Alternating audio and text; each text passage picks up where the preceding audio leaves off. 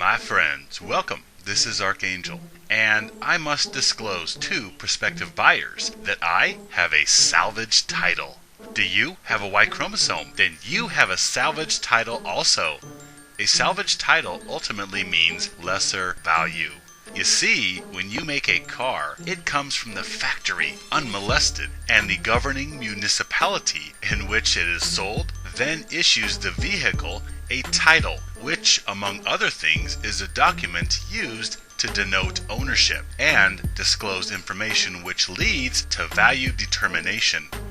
When you have a car that has been seriously wrecked or sustained foundational damage, like a bent frame from a collision, then the car is labeled with a salvage or branded title in order to let people know it is damaged, inferior goods, and it is now worth less because it is damaged, even if the damage has been fixed.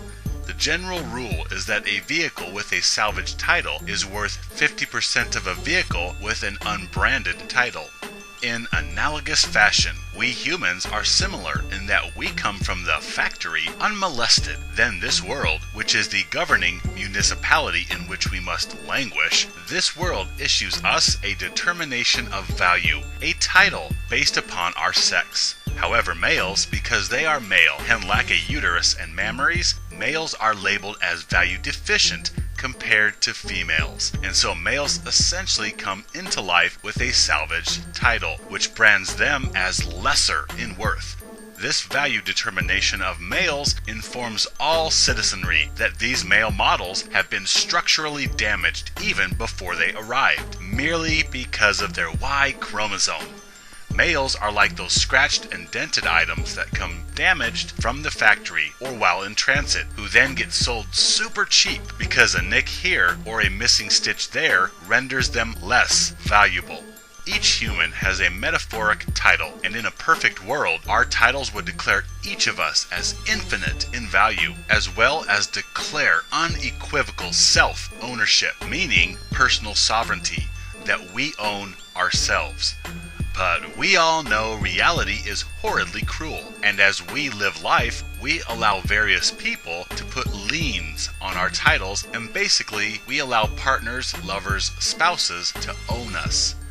Besides worth, our titles communicate temporary ownership of our hearts and minds, as we allow different people to lay claim to us and control our emotions.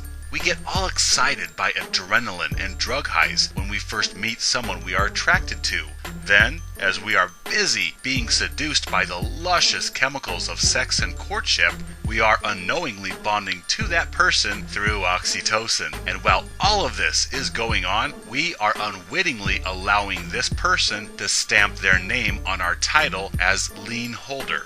Because we have decided, while we were high, that this particular lien holder is the right one for you, for life, forever, and thus you sign your heart over to them and announce to the world that they are now in possession of your tender emotions, and essentially they now hold claim to your title. And so we make payments day after day to one partner at a time in order to continue receiving attention and validation from them. People do this time and again throughout life. They sign over their titles to one person and make payments. Then, when that person discharges them, they give their title to a new lien holder and make payments to them.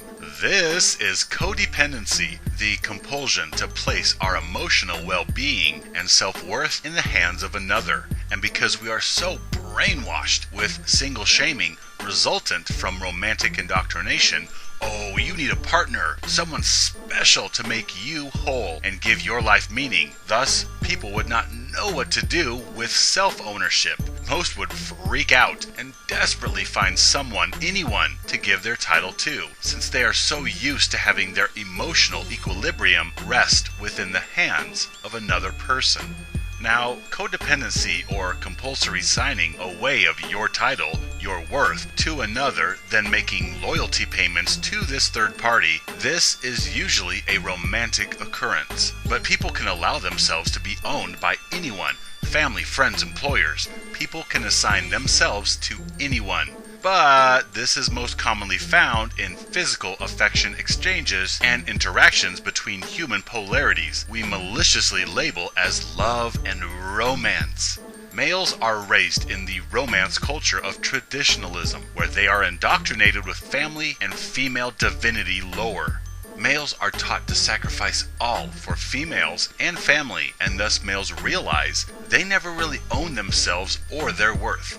A male's salvage title has merely been held in escrow for some future wife and family.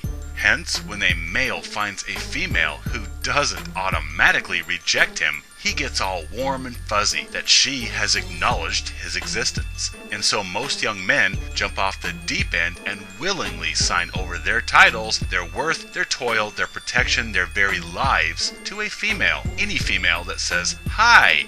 And this female usually becomes the wife, who is now the possessor of this male's branded title. And he knows he has a huge debt to pay off to this lien holder who gives him validation. So he must do as he is told and slave away at a job to make his daily payments to her. Yet she, being the lien holder, may absolve this arrangement at any time. She may simply release him and his deficient title in the form of a breakup. Or she may have a court discharge his nauseating, needy presence, yet continue his payments in the form of ordering future monies from him, such as alimony in a divorce. This is the preferred method of females. They are sick of you, but not your payments, so they have a way to legally continue receiving monies from males. How nice. Then, this male takes his devalued title and finds another female to sign her name on the next available lien holder space on his title so he can make loyalty payments to her, and on it goes. Yet, what nobody tells males is that even when they are dribbling nonsense and looking at the colorful objects swinging above them in their cribs as they fill their diapers, even from the moment of birth, males have liens placed upon their personhood. Males have come from the factory with claims already in place upon their salvage titles. They already have payments to make to mom, to females, to society. Males come in value deficient and only continue to depreciate as they grow, whereas females come in clean, their worth intact. In fact, they appreciate in value as they grow. So males have liens on their titles, injunctions on their worth as a being, which is clearly represented in the payments they make to females and society in order to justify their putrid existence as disgusting, protruding, four-headed, pungent poop throwers. So, in a world of rainbows and licorice sprinkles, we would all have our titles to our own worth and value, free of brand or lien. Every last being would possess liberty and infinite value.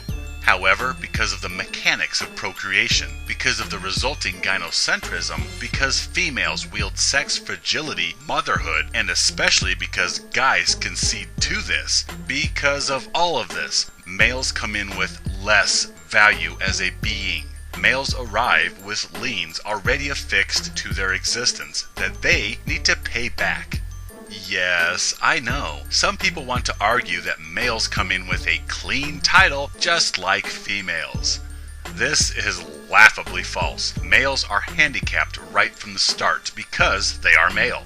Yet even if a male comes in with a clean title, most have a matter of a few hours or days before they are physically branded by circumcision. Furthermore, because of gynocentrism, even if they have clean titles, all males eventually receive a salvage brand to their title.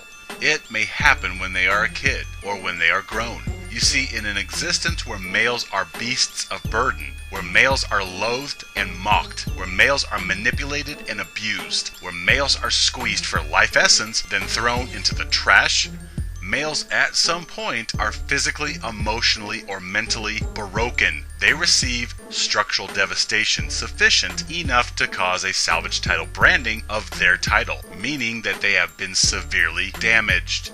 So, if the Y chromosome was not enough to warrant branding structural damage to a male's title, then they will eventually receive that brand as a result of being devalued and broken in society. Now, some males may be damaged and rebuilt, while others may be wrecked and never fixed. But the one sure bet is that if you have a Y chromosome, you will be utterly devastated at some point in your life.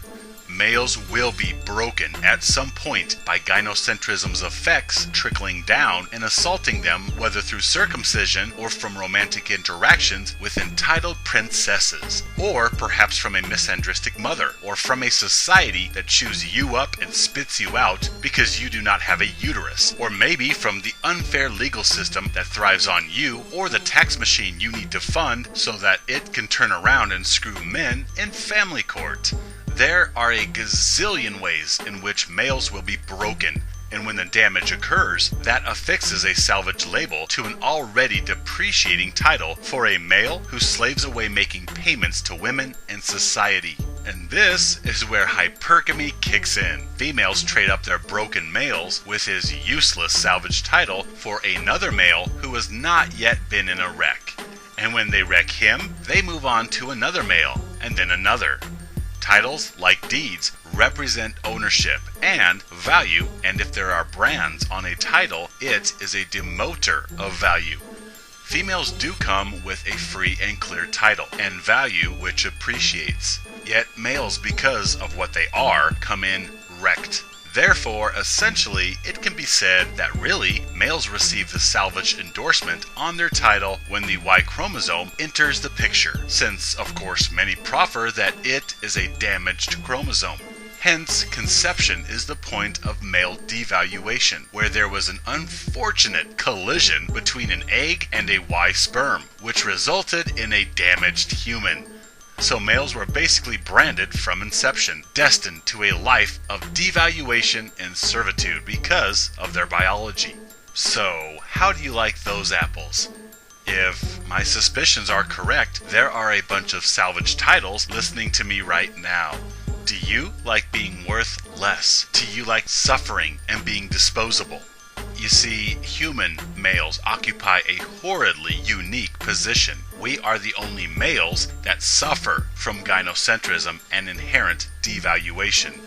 Males in nature, animals, they may still be disposable, yet they do not have sentience to allow them thought or morality, which leads them to cry foul. Hey, why am I worth less? That's not fair. Sentience allows us to perceive injustice, and impotence in the face of inequity causes suffering. Male animals simply do not realize right, wrong, or unfair. They just obey instincts without question. I protect the cubs and the females. I fight off danger. I die. That's it. That's all. There is no analysis of morality. Male mantises simply make themselves available for the female praying mantis to eat after copulation. They don't think, hey, this is not right. Don't I have value? Maybe I'll just bang her and run away so she has nothing to eat. So male animals may indeed be disposable, but their ignorance of higher functions and reason grants them mercy from emotional torment. Yet human males seem to think that they have some inherent value, and when they realize they don't, when they are abused and shamed because of what they are, which is male, this causes suffering. Because human males, like their animal brothers, are deemed disposable, this is unjust.